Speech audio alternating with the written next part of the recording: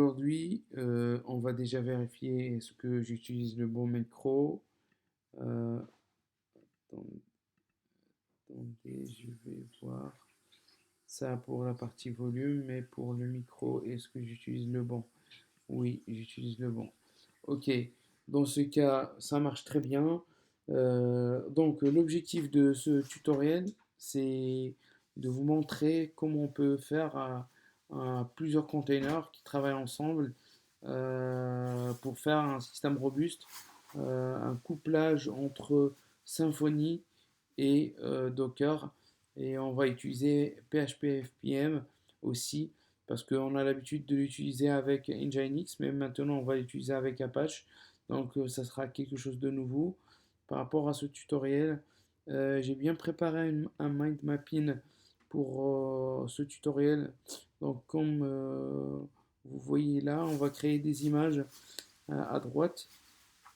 Donc des images pour Symfony, pour PHP, soi-disant, pour Apache, MySQL et tout ça.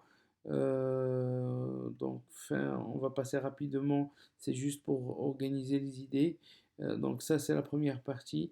Et la deuxième partie, on va essayer de vous montrer les différentes commandes qui vont vous permettre de réinstaller et faire une manipulation rapide sur l'ensemble du système pour avoir quelque chose de solide, franchement, pour cette structure-là qu'on va essayer en fait de voir ensemble.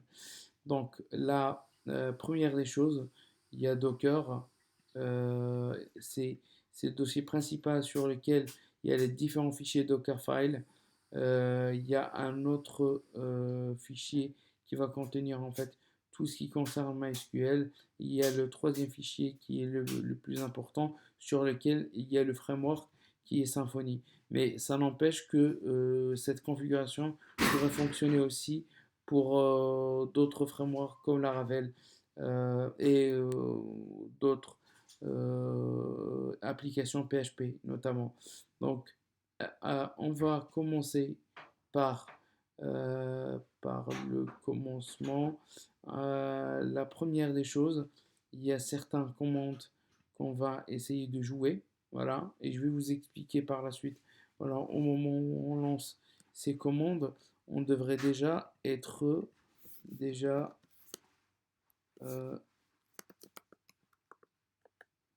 voilà et être déjà test Docker et donc on va se positionner sur le dossier Docker. Vous allez voir pourquoi on a fait ça. C'est des Docker. Voilà. Parce que c'est le dossier en fait sur lequel, comme vous voyez ici, en fait, tout ce que vous voyez ici, ce sont les noms des dossiers qui vont être liés à ces images. Ça, ce sont en fait les noms des images. Donc, ce qu'on va essayer de faire dans un premier temps, c'est de copier tout ça. On a le bon système. On est positionné sous Docker. Là, il est en train de faire son travail. Voilà. Et c'est bon. Donc, normalement, ça prend plus de temps, mais ça l'a fait très facilement et très rapidement. Là, on peut vérifier nos images. Comme vous voyez ici, il y a des images. C'est ça le plus important, c'est ces images-là que vous voyez ici. Donc voilà, ils sont là. Ce qu'on va essayer de faire maintenant, c'est de lier ces images avec Docker Compose, avec un build. Donc voilà, on va sortir du dossier. On va se mettre sur le dossier, dans le dossier site. Parce que sur site, il y a, voilà, si on va regarder ensemble, on va trouver Docker Compose. On va faire Docker Compose, donc Docker Compose build, voilà, pour faire le build. Voilà, il l'a fait. Là, maintenant, on va faire Docker Compose pour lancer tout ça. Je vais vous expliquer. On va déjà passer. Là, j'ai fait une petite erreur. C'est juste pour vous montrer qu'on peut le lancer comme ça.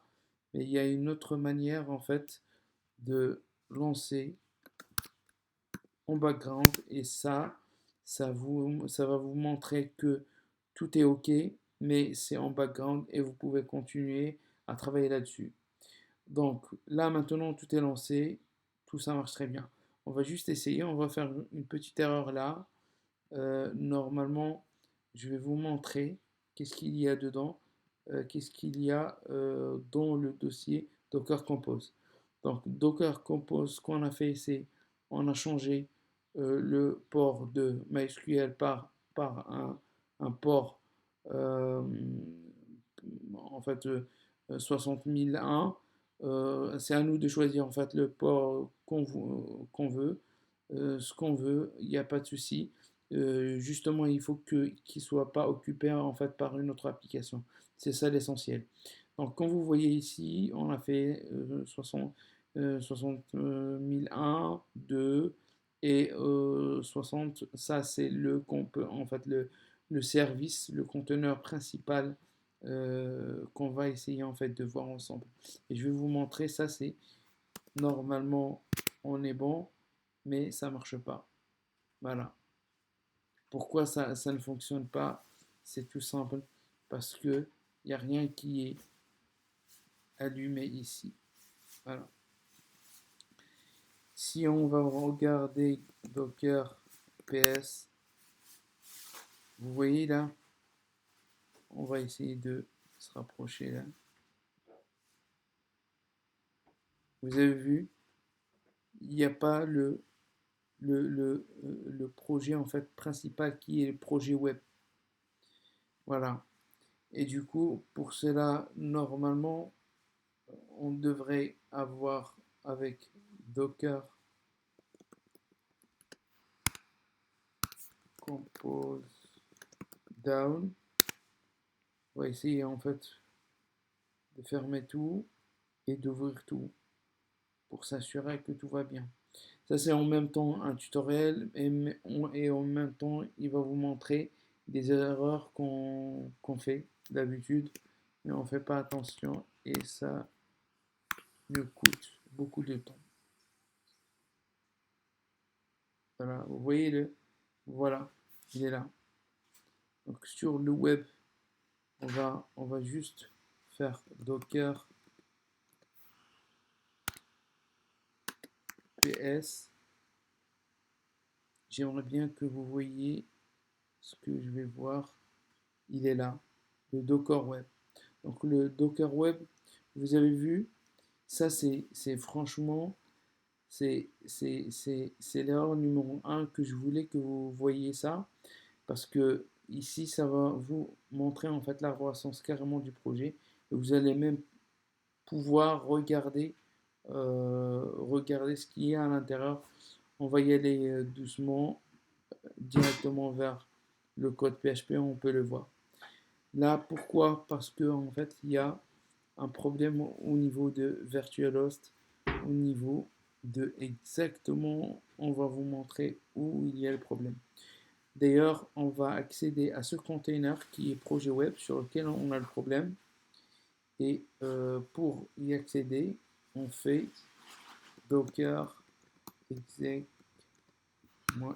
-t et le nom, soit le nom, soit le numéro.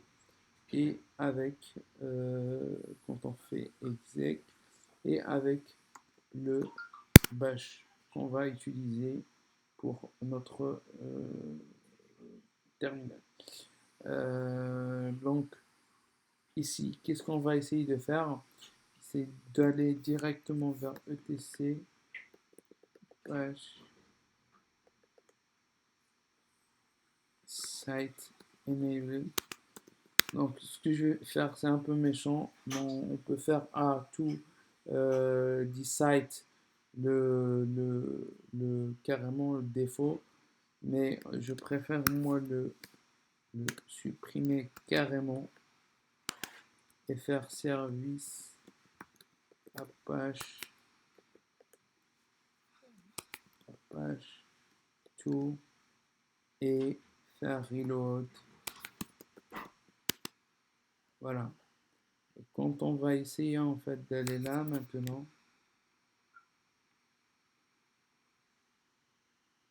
voilà, on va regarder ce qu'on aura comme erreur. Non, on n'a pas d'erreur, ça marche nickel. On arrive à voir voilà notre site. Ça c'est juste un site normal. Mais là je vais vous montrer un truc qui est très sympa. Là tout ça fonctionne. Maintenant je vais vous montrer, je vais vous expliquer en fait chaque partie de ce qu'on a fait. Le premier fichier là, celui-là, c'est le fichier sur lequel il y a les images. Ça, ce sont en fait des noms des images que on a utilisés pour se connecter avec des dossiers réels qui sont ici, que on peut utiliser en fait comme des volumes. Mais c'est pas des volumes, mais on va l'utiliser par la suite. Ils contiennent la configuration, ils contiennent le Dockerfile. Sur le Dockerfile, il y a les différentes commandes qu'on va faire pour la création des images. Donc voilà, c'est pour Run, on fait l'installation de toutes les librairies, tout ce qu'on a besoin sur du Apache, PDO, MySQL pour la connexion, aussi pour Swap, les services web, tout ce qui concerne en fait tous ces fichiers. Pour information, tous ces fichiers, je vais essayer en fait de les joindre en bas du vidéo par la suite, mais ça sera par la suite quand je créerai un guide pour ça. Donc voilà, c'est bon pour ça. Donc ce que vous devez vous rappeler, on a un dossier Docker sur lequel on a chaque fichier, ça contient un Dockerfile bien précis. Dockerfile bien précis sur lequel je vous montre comme ça.